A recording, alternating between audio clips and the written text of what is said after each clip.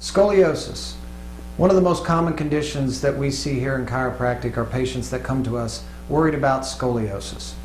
There are 7 signs that you can look for to determine if a patient may possibly be suffering from some type of scoliosis.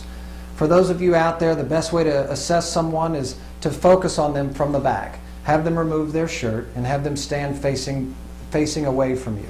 The first thing you want to look at is the ears. Is one ear higher than another? Is the head tilted from one side to the other? The next thing you want to take a notice of is the patient's head rotated to one side or another? The next thing you want to check is the shoulders. Are the shoulders level? Is one shoulder higher than another? Is the patient leaning to one side?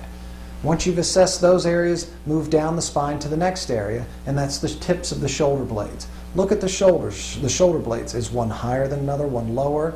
The next thing you want to look at is, does one shoulder blade appear to be moving outward compared with the other that is not? The next thing you want to have the patient do is bend forward. When you look at them this way, now look at the ribs of the patient's spine. Do you notice if one rib head seems to be higher than the other side of the spine?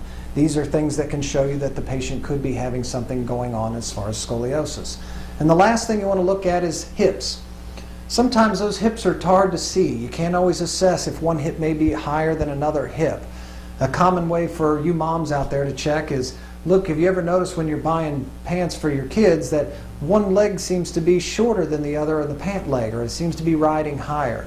These are common signs that you can see for scoliosis. If you are a family member or someone you know you feel is suffering from one of these things, give our office a call. We can assess you, find out if in fact it is indeed due to a scoliosis, and find out if in fact you are going to be a good candidate for chiropractic care at our office.